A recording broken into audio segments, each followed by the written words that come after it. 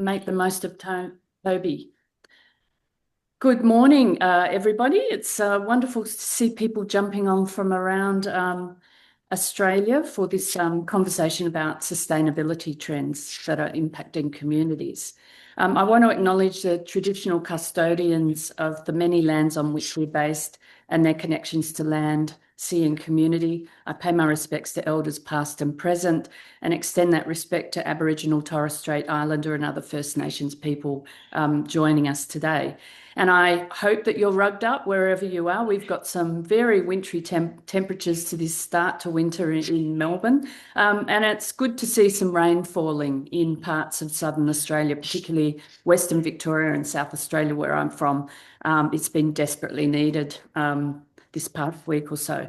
So for those of you who don't know me, my name is Josie Gibson and I support the fantastic team behind the Canopy Collective, which is this growing network of peers, collaborators and partners that's designed to support your work in resilience in communities around Australia. So a little bit about what's coming up in the program in the next few weeks.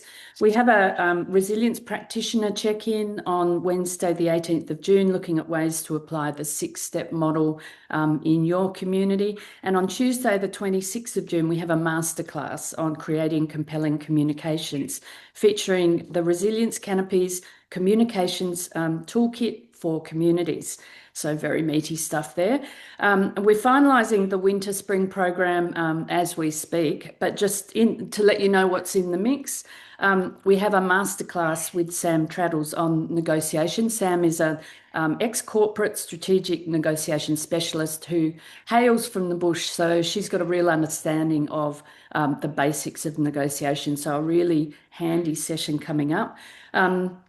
We have a session on the latest Cities and Regions Wellbeing Index by Australian Economics and Planning Consultancy, SGS, which is just about to hit the public domain in September. We'll look at food security in regional Australia, which is a growing issue, and what makes a resilient food system. And we're going to hear from Kerry Grace, founder of the annual Social Impact in the Regions Festival, which is taking place in Grafton, New South Wales in September. A reminder, if you haven't already, to turn your mics off just for the next little bit. And also these Keynote series addresses are recorded so that we can share with members of the network who can't be with us and, of course, the interested members of the public. So today we're thinking big. We're tackling a big, complex topic, but one of critical importance to resilience conversations in every community across the world, sustainability. We're living in unprecedented times where the momentum towards sustainable ways of living, working and operating is strengthening, from renewable energy and circular economy measures to green financing and community-led initiatives to address climate impacts. You really can't look at any of the media outlets without seeing new headlines every day. So it's super complex, as I said, and very fast moving. And many of these are new terms that just a few short years ago weren't even on the horizon. And the pace of innovation in sustainability is staggering, thanks to greater public awareness of the need to address some of these big issues like climate change and longer term issues like job creation in regional communities and local wellbeing. Also affecting how we're going, the emergence of new technologies. We are constantly hearing about artificial intelligence and new innovation in those arenas, and more funding is being directed initiatives under the sustainability umbrella. So it is lively and it's sometimes confusing, even to people who work in the arena. So how do you make sense of these trends in a meaningful way that enables proper long-term thinking, good decisions around policies and practices, and thoughtful work at a community level that actually delivers the results that communities want? Well, today's speaker, Toby Kent, brings a very broad lens to this fast-changing landscape as Chief Executive Officer of the Infrastructure Sustainability Council, which is a member-based organisation working to enable sustainable infrastructure in Australia and New Zealand.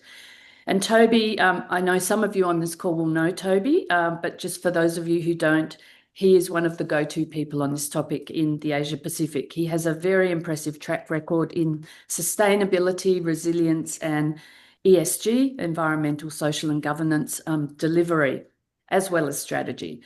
Before joining the IS Council, he spent 2 years with PwC Australia, where he served as a partner in the energy transition team.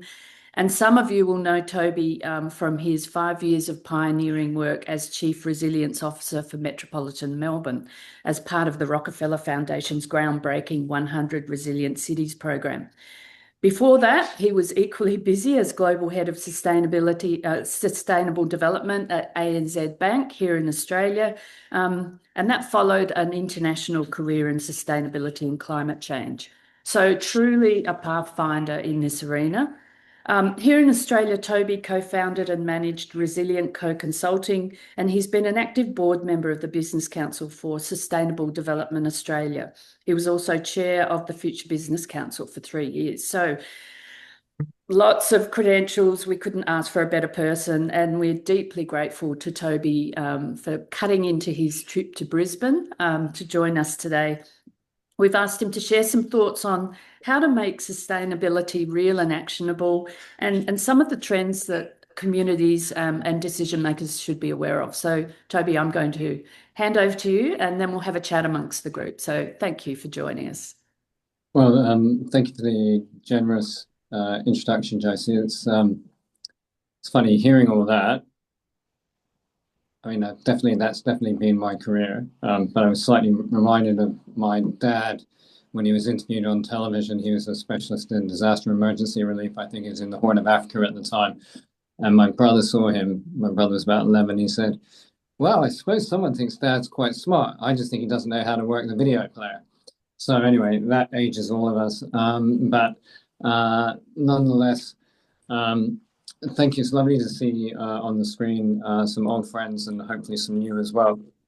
As Josie mentions, I'm in Brisbane, so I pay respects to the Jungara and Turrbal peoples who inhabit the lands or on whose lands I am. I live on Boonwurrung lands and I work on Wurundjeri lands down in Melbourne. In terms of the thinking for today, it's had, when you look at the generous LinkedIn posts, slightly different framings from, and very much landing, as Josie introduced, around the key trends and factors that should be built into communities' resilience planning and projects. But we've also had ones around sustainability trends impacting communities and even what communities want from sustainability. And I think it's particularly that last one that made me reflect, because I can talk about what communities might want from sustainability, but I could not begin to tell you what any single community wanted from sustainability, because inherently, every community has its own specific needs. And so thinking of this group either as an existing or a nascent community, and also that all of you are representing in one way or another different communities. I very much see the richness of today in terms of the conversation that I hope that you will all lead. So I will share some initial thoughts, some sort of definitions and grounding concepts, some of those challenges. Specifically, yes, trends, but some of the sustainability challenges that are impacting communities, some of the great and positive community responses. And then there's a kind of tricky part of where you look at the challenges and the responses, and we still end up in a space of contradiction and sometimes conflict. And then I'll sort of wrap up and really throw to all of you. But as I go through that, if my mic is not working well, if I'm just generally not making sense or otherwise, or you've got something you want to contribute, please just put up your digital hand and jump on in. So I don't want to be too academic about this, but I do think it's really worth, in talking about sustainability, going back to the definition of sustainability as it was first, most obviously articulated by a woman, Gro Harlem Brundtland, at the Rio Earth Summit in 1990. And so sustainable development, which is really what we're meaning when we say sustainability, as defined in the report that known as the Brundtland Report, is the ability for today's generation to meet their own needs without compromising the ability of future generations to meet theirs. And tied in with that is a very clear balance between the social, the environmental, and the economic. And quite often people will say things to me like, oh, well, you're an environmentalist because you work in sustainability. And while I'm definitely pro-environment, I really do believe that you cannot separate these things, because as soon as you start to pull away one of those three pillars, something will give. And so sustainability really does rely on balancing those three elements.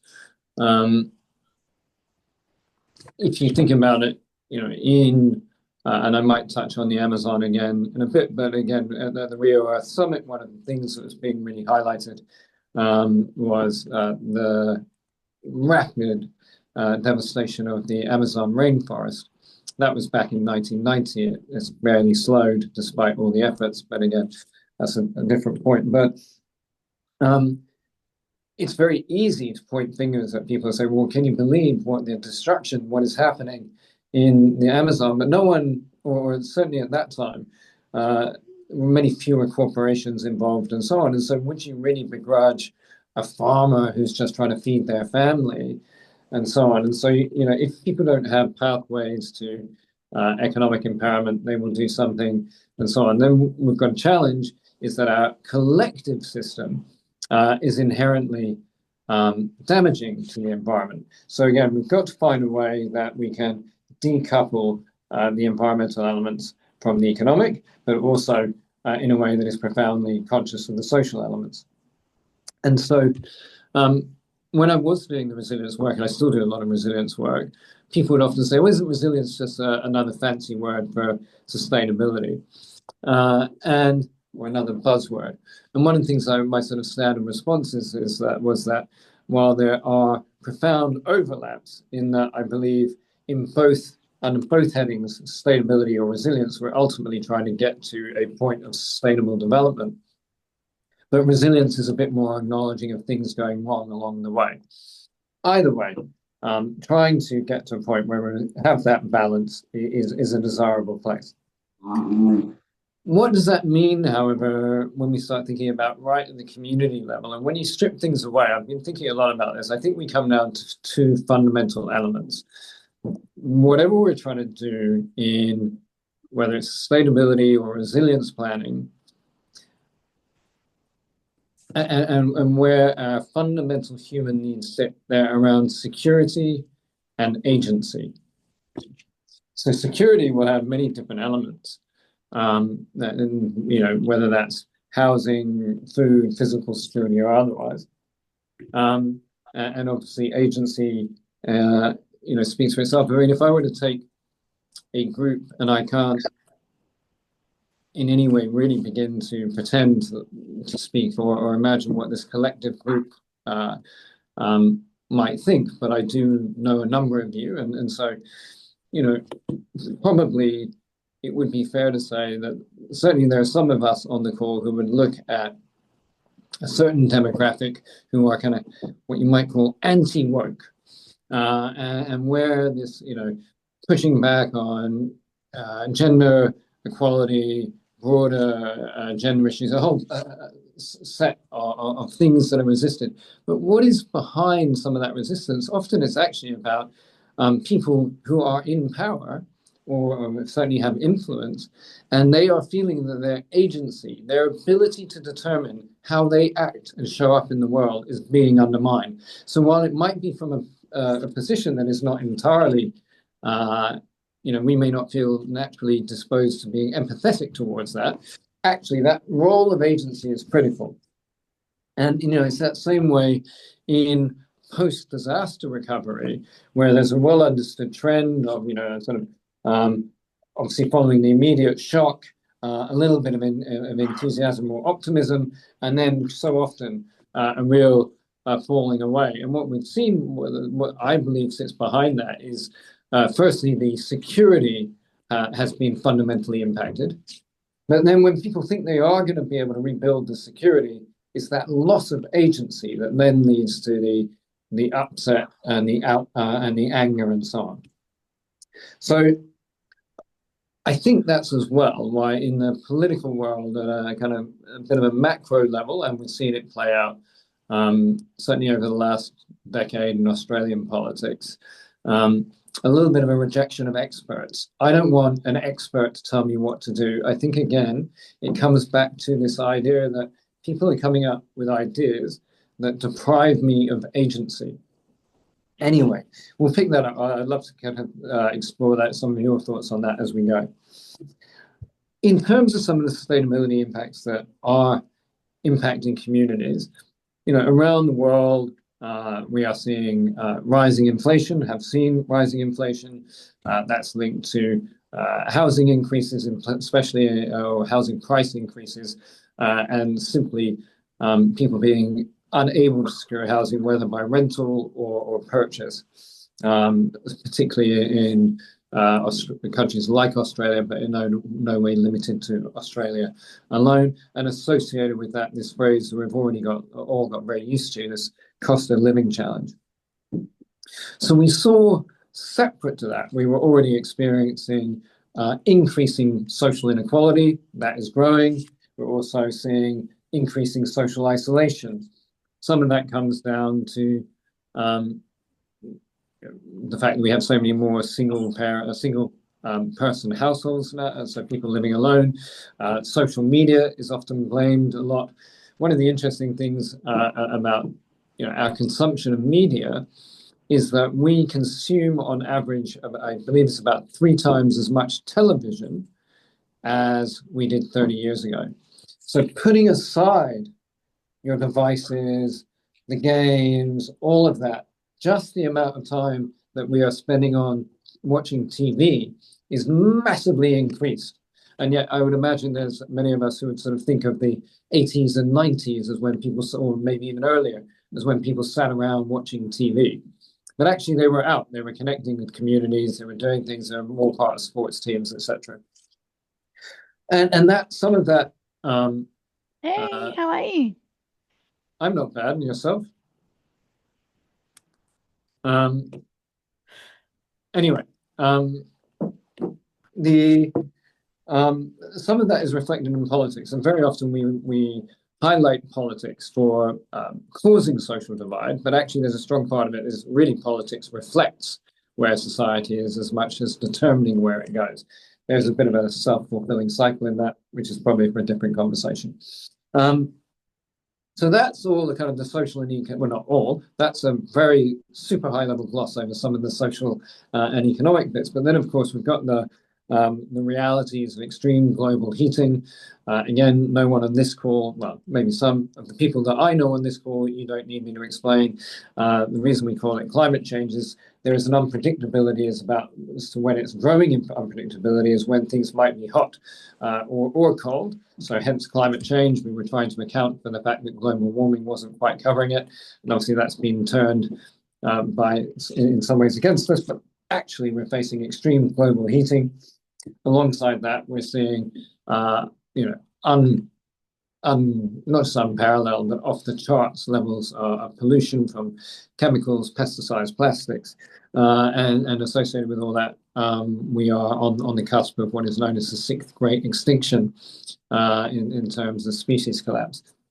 So there we go. I just wanted to leave you those cheery notes and have fabulous days.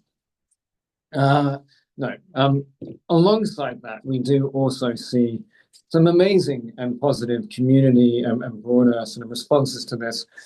Even in really tough, challenging times, the way that not just existing organizations, but the way that real community-driven and inspired food kitchens have sprung up to try to help people facing some of the sort of, not just the harsher challenges, but the really everyday challenges that so many people are now fighting.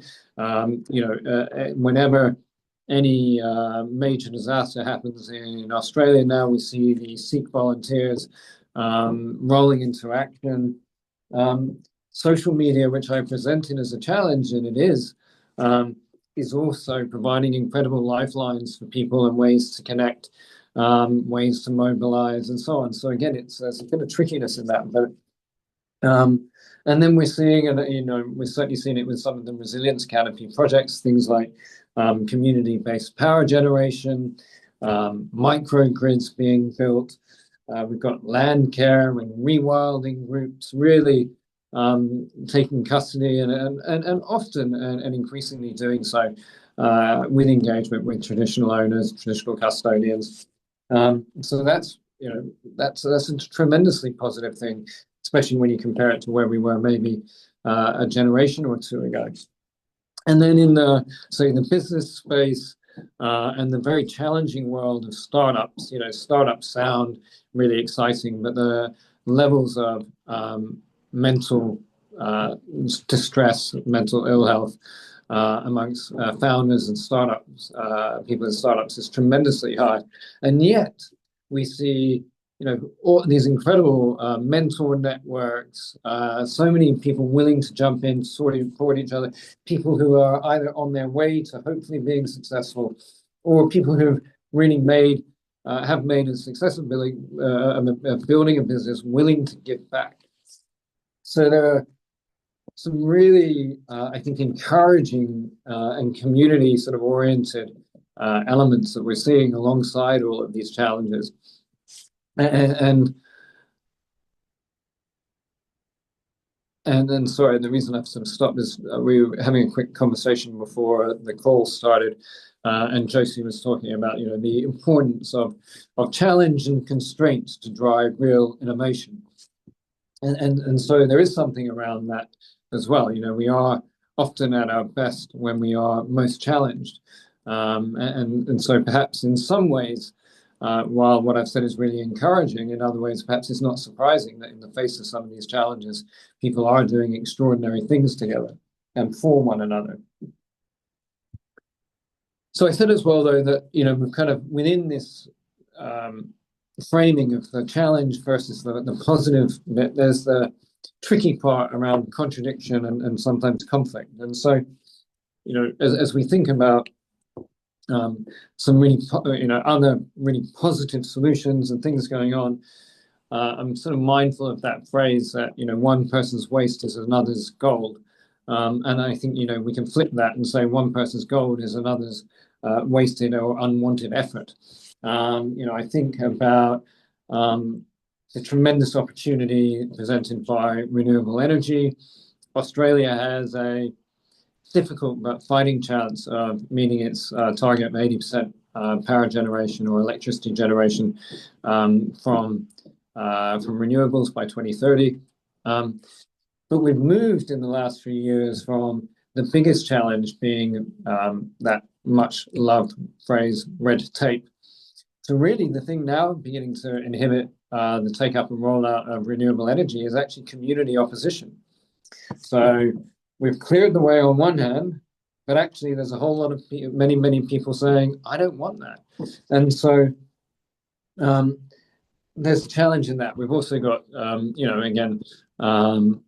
electric vehicles. So as we electrify, we move to EVs. There's this current and I think slightly growing from what I can read in some of the statistics recently, community fear that electric vehicles burst into flames. I'm not sure why we feel that is more scary than driving around with a bucket load of petrol. But anyway, it is a challenge there. But even when we decarbonize the electricity grid, move to EVs, there is then the reality that to do all that is going to require probably a tripling in energy production. So we aren't able to, by 2040, 2050, to do that. And so even though we're racing to catch up with the energy needs that we want now, to meet the future needs, we need to still grow again further. So that's a bit of that sort of tricky part. Again, we think about housing. We all want people to be able to access housing. What do? We can reduce the interest rates. What does that lead to? Increased house prices, thus reinforcing the problem. So it used to be one of the things I sort of said for many years, relatively early in my sustainability career, is I love this space because there are no easy answers. There's, always sort of trade-offs and so on. And for a really long time, I did love that about it. I must admit, at this moment in time, I'm feeling like we can do with some fewer challenges and fewer trade-offs, because we do have a system, as I mentioned in the opening, where our economy is fundamentally tied to growth. And on one hand, I'm emotionally taken with this idea of kind of anti-growth, or we've got to decouple growth or the economy from growth.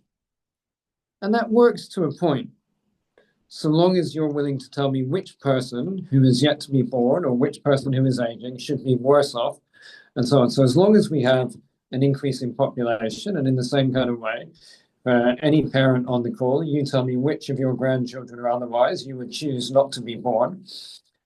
So we would, as long as we have an increasing population, if we don't have economic growth, then everyone has to have a little bit less. So growth is important. And then, but we do need to decouple that growth from the environmental impacts. And so there are, again, some really encouraging things going on. Australia last year introduced the Australian Sustainability Reporting Standards, the ASRS, which is linked to a whole global move by the International Accounting Standards Board and the International Sustainability Standards Boards. So we are in line. We are one of the earlier adopters, but where companies are going to have to report on their climate impacts, essentially, in its simplest form. Now, on the one hand, I'm a big fan of that. I think it's absolutely a good direction to travel, but it actually poses quite an impost on many businesses. I'm less worried about the Woodsides or the Origin Energies or Telstra's who say, how difficult it is. They can afford to do it, and it is complicated, they can do it. But as we move to the next set, and as we are in challenging economic conditions, there really is it is quite an impost for many of our medium-sized businesses. And that's a tricky thing. Now, we've also got, I'm really excited, we've got, under this phrase we call sustainable financing. So where we, again, using finance to try to balance those social, environmental, and the economic outcomes. So in Australia, the Responsible Investment Institute of Australia, RIA, in their 2023 figures, said we've got about $1.6 trillion worth of funds or investments under sustainable financing. So that's really encouraging. But then the fact that we still call it sustainable financing probably indicates that the majority of our financing isn't sustainable. So yes, great that we've got some mechanisms. We've still got a bit of a way to go. And, even so, JC mentioned that I lead an organization, the Infrastructure Sustainability Council. And while I'm incredibly proud to lead that and pleased by the work that we do, the reality is, if I put my hand, I will put my hand on my heart, but I should quickly say what we do essentially, amongst a number of things, but one of the key things we do is we actually rate the sustainability performance of infrastructure. So if you're designing a large road or an airport, port, whatever, we will rate whether or not the designs are going to achieve sustainability outcomes, really across the full suite of UN Sustainable Development Goals. And then we also do the same kind of assessment for when infrastructure assets are actually built. So I'm really proud of that work. I think it's important work, and we've definitely, over the dozen or so years that we've been operating, helped shift the market. But this is where I can put my hand on my heart. We're not making the world sustainable. We're just helping it to be slightly less unsustainable, where we currently are at the moment. And so I am really excited by things like we talk about blue and green infrastructure, which is where we're actually using nature to achieve some of the outcomes that we want from our infrastructures, particularly around things like using regrowing mangroves for storm protection or using wetlands for water purification and so on, a couple of classic examples. And as we start to realign human need with nature's needs, then I think there really is an exciting opportunity. We've got a little bit of a way to go. So what?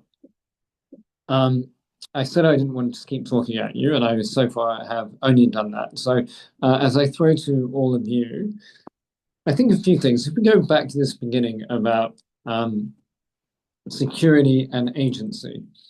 So when you're going out to your communities and saying, well, what are we going to do? I love, Josie mentioned the Resilience Canopy's 6-step process. And certainly my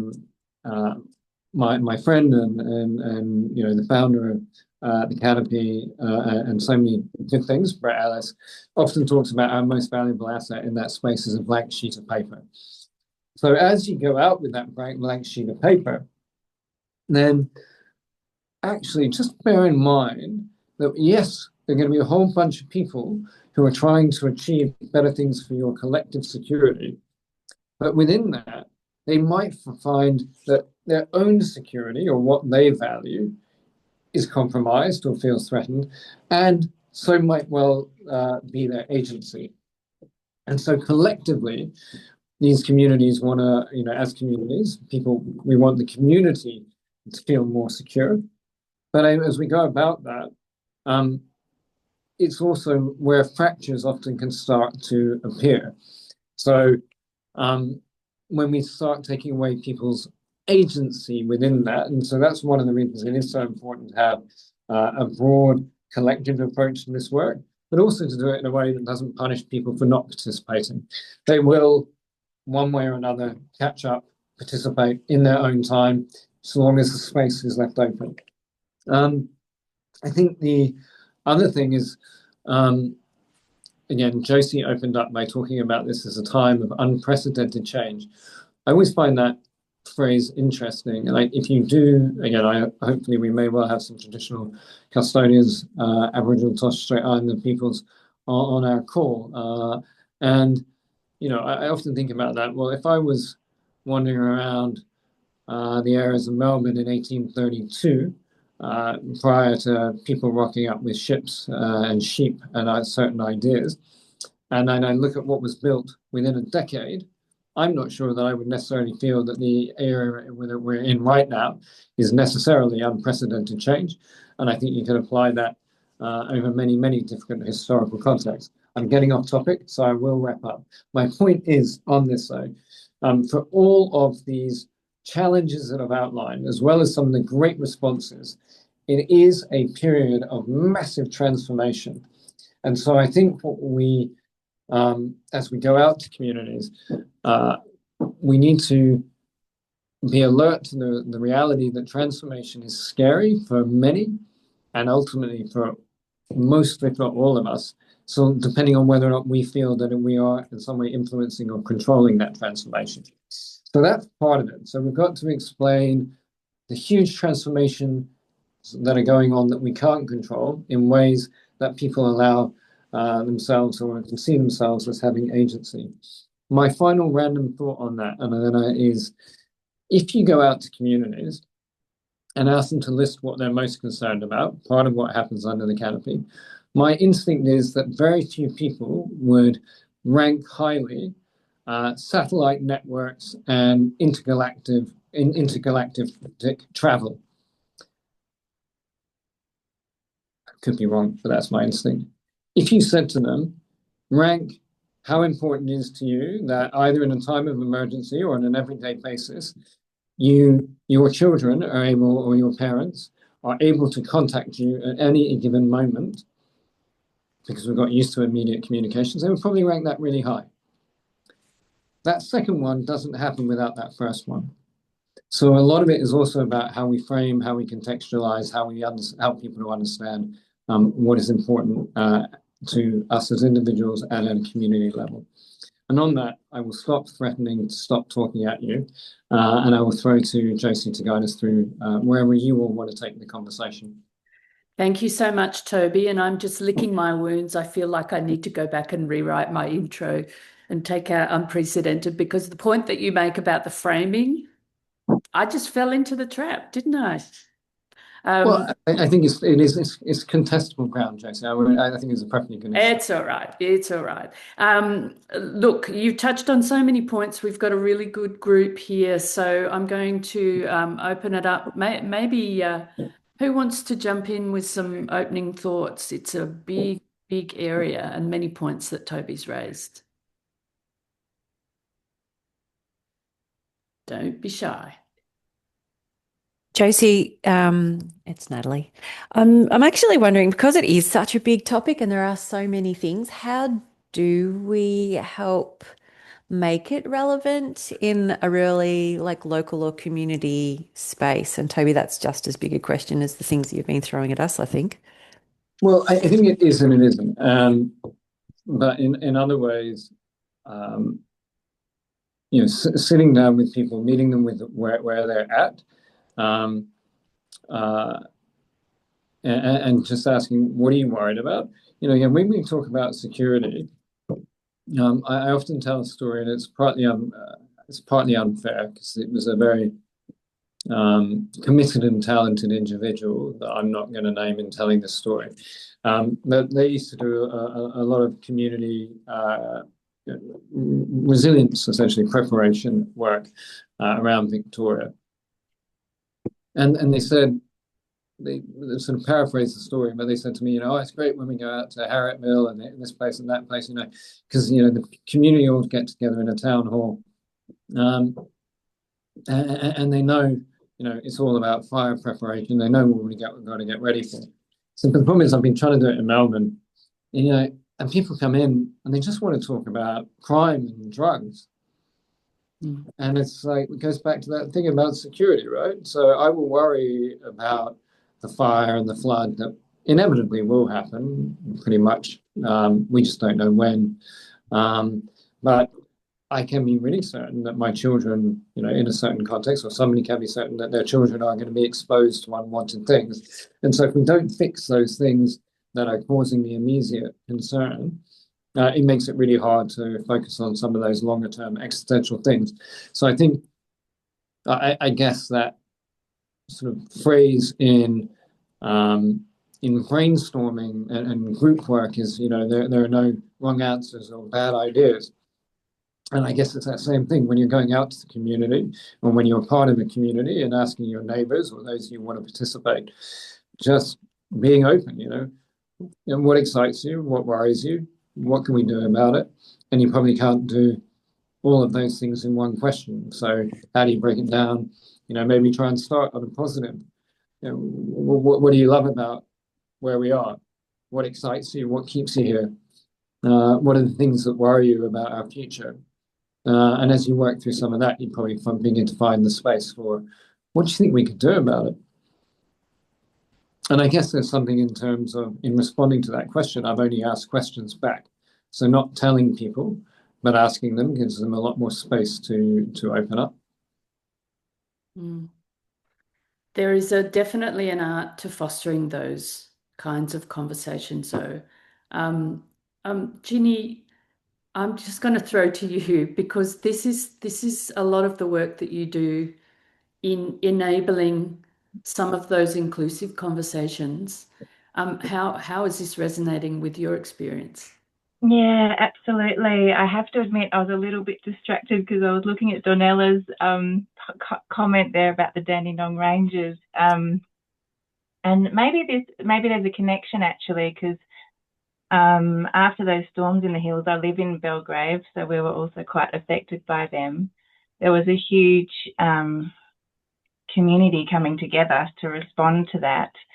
And the community, particularly up in Kalorama, is much stronger for having gone through that in terms of building community resilience and in terms of security. And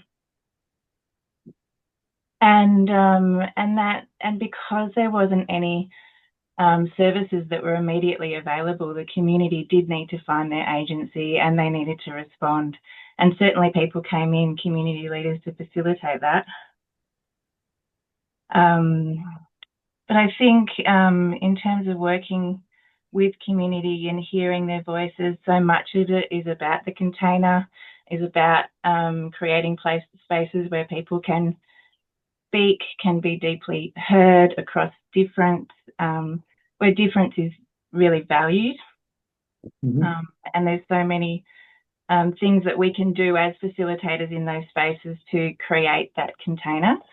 And I feel like, and to hear the stories, to deeply hear people's stories, real stories of that can shine a light on finding paths forward together. So I'm not sure if that helps, but yeah. Can I just sort of, I think it's really, I do think it's some really interesting reflections, but also linking it to Diana's post about that after the Dandenong storms, not having mobile connection or electricity for weeks demonstrated a massive underpreparedness, and again, particularly bearing in mind it was only within an hour or so of Melbourne. So I've got a few that sparked a couple of sort of thoughts for me for there. One way or another, and you know, again, there may well be some mental health practitioners on this call, and I am not one, so I don't want to pretend in saying what I'm about to say that I am. But in the same way that one of the things, as I understand it from mental health practitioners, is there is no right or incorrect level at which someone should feel trauma, angst, depression, or otherwise. It just depends how any given thing affects you. And the reason I mention that is two things in relation to the complexity of engaging and how do we do it and so on. Everyone, and probably as we age, really everyone, has experienced trauma of one kind or another. And how that then manifests will be very different depending on the individual. For some, it might purely have made them stronger, and for others, it might have made them more vulnerable.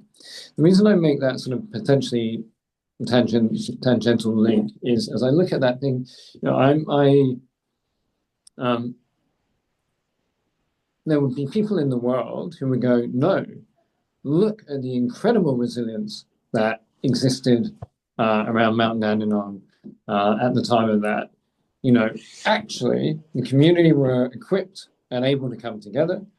They were back up and running within a few weeks, and so on. But I go back to my point. I'm not in any way suggesting Danella's. I'm fully on board, as it were, with Danella's post.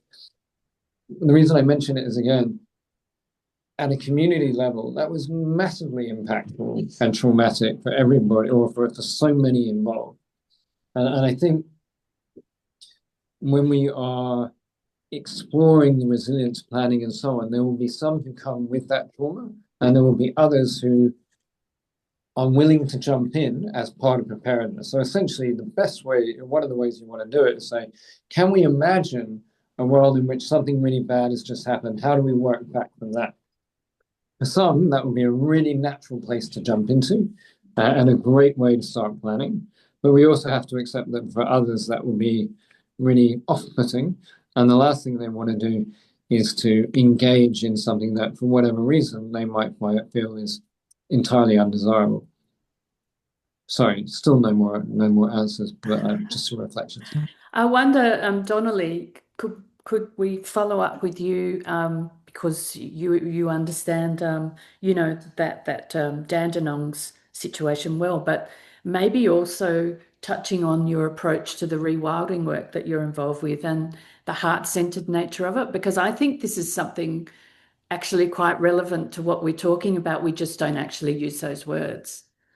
You know what I mean?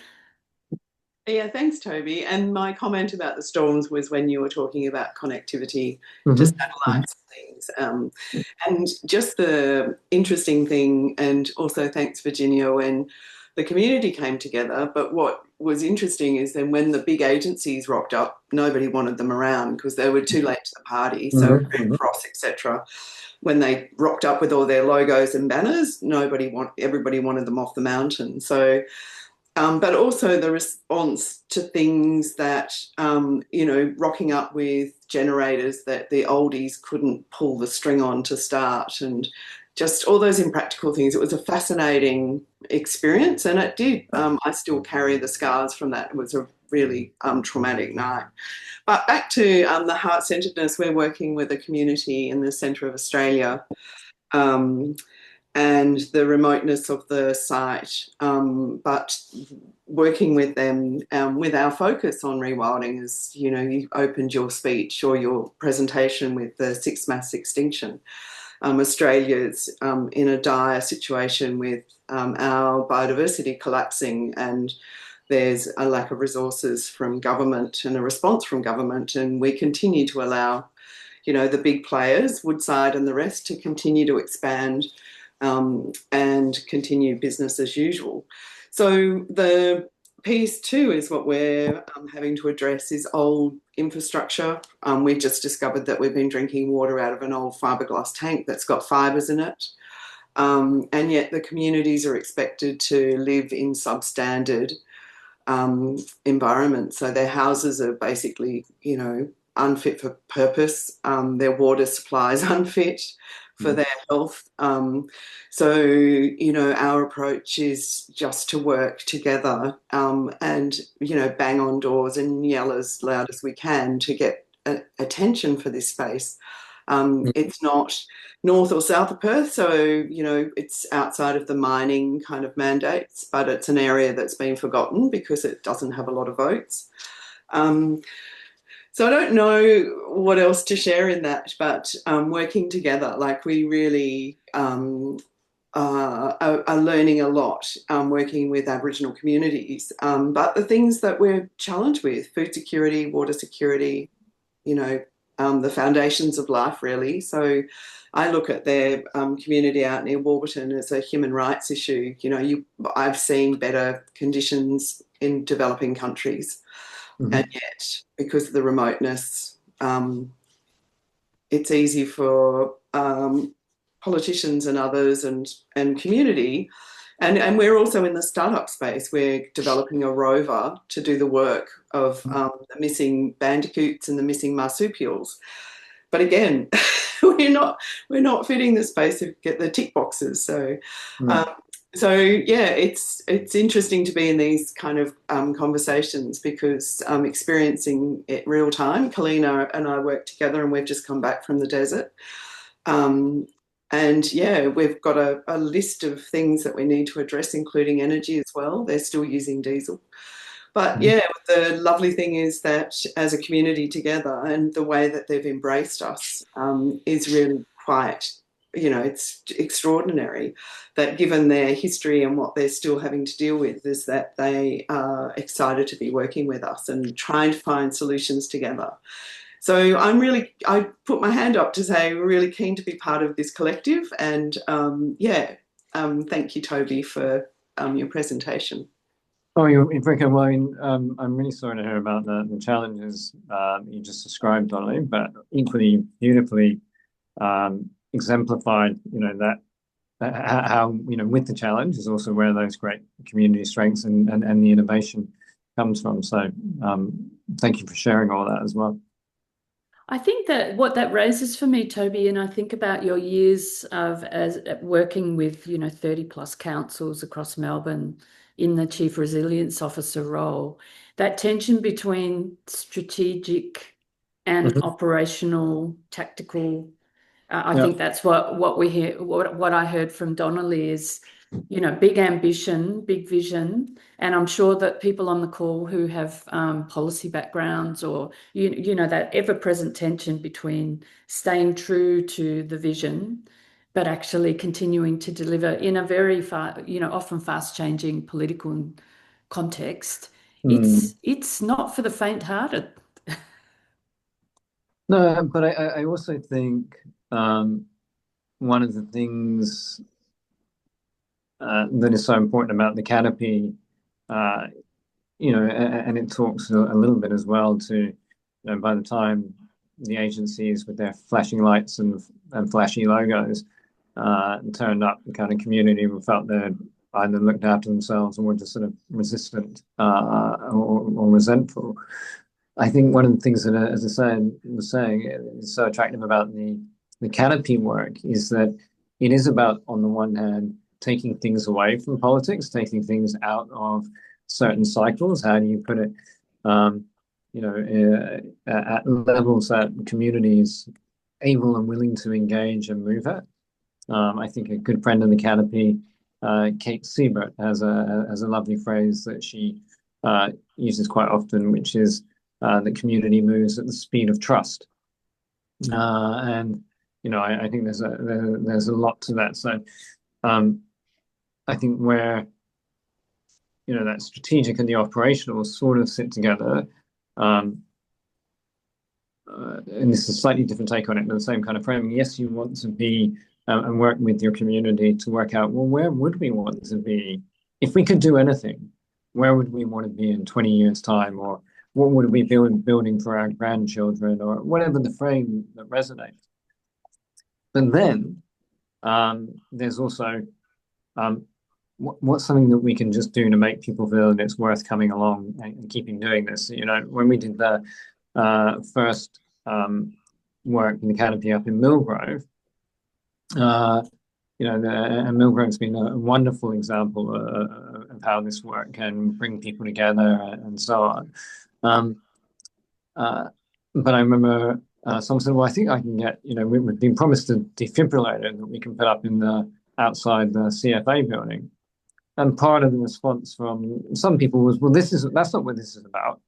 And this is, defibrillator is one thing, but that's not really what we should be focusing on. But actually, that ability to go, we came together for a few times, and quite quickly, actually, there was something on the ground that we could show had happened, is really important. So I think to achieve your strategic elements, you also need to get some quite operational things done to keep people going with you. Thank you. Jay, if I could get a perspective from you on, the facilitating these kinds of conversations and moving at the speed of trust. Has that been your experience, Jay Noble?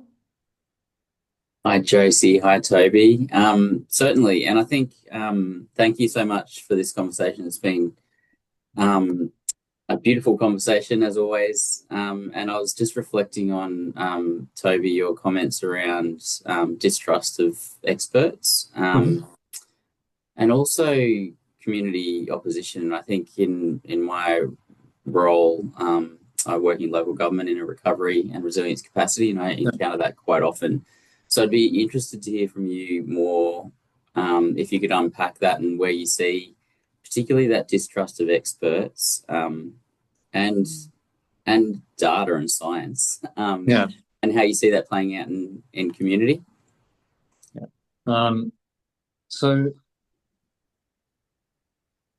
I mean, I'm not on commission, and I'm not here to just spook the Canopy, but I do think one of the things that is so important about the 6-step process is asking community members, well, who would you want to hear from to build your knowledge base?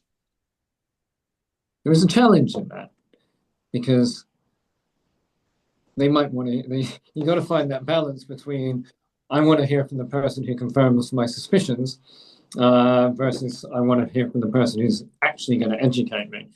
But I think again, if you just take climate change, which is disappointingly, if not disgustingly, still kind of politicized, contested space here, is that overall, the majority of Australians believe that climate change is happening and we should be doing something about it. So again, at a community level, finding someone who's able to share some information. Again, we've often found that emergency practitioners are trusted.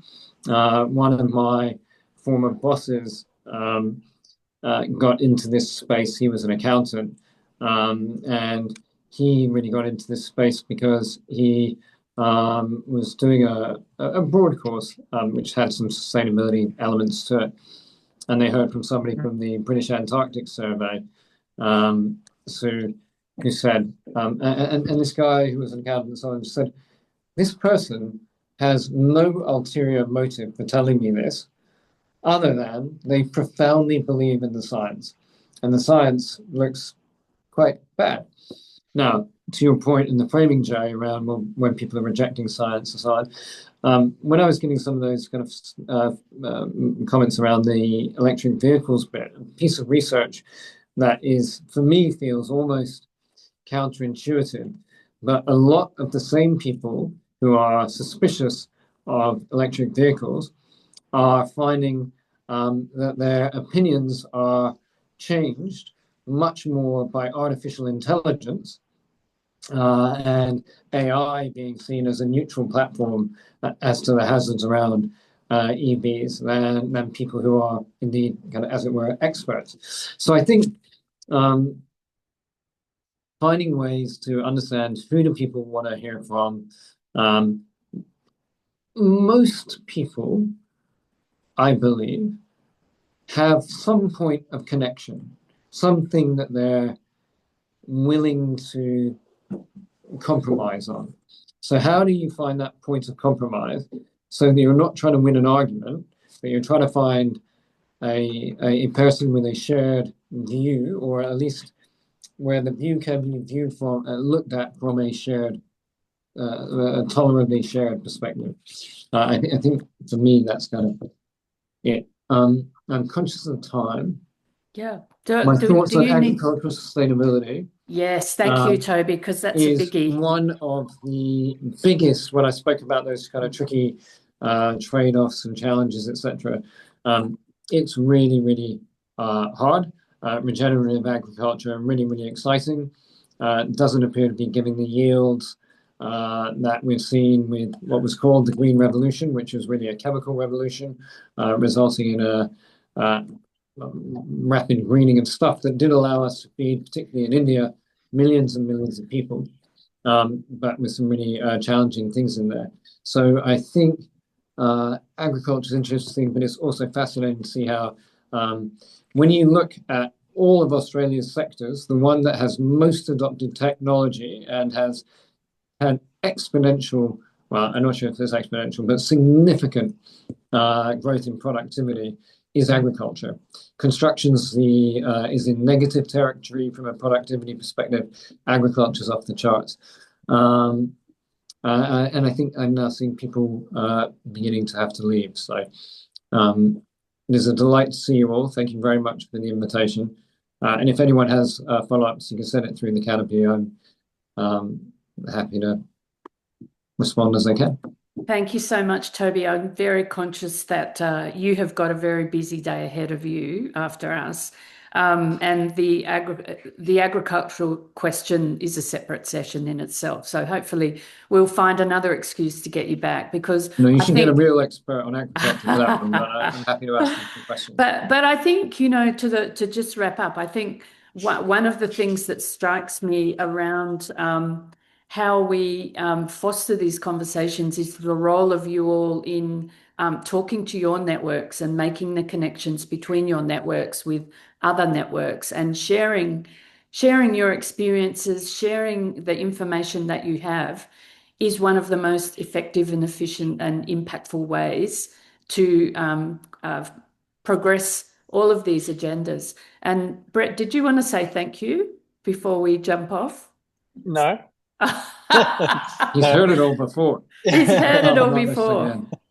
But, you know, thank you. Thanks, Toby. Yeah, that's, yeah, just, and I don't know if it got mentioned at the start, but Toby's actually a director of the Resilience Canopy as well. So, and it has been part of the Canopy since its inception and further back. So the amount of DNA that comes from Resilient Melbourne into the Canopy is huge. So on behalf of the Canopy, Toby, thanks very much for the session today. It was very informative, and let's continue this conversation more.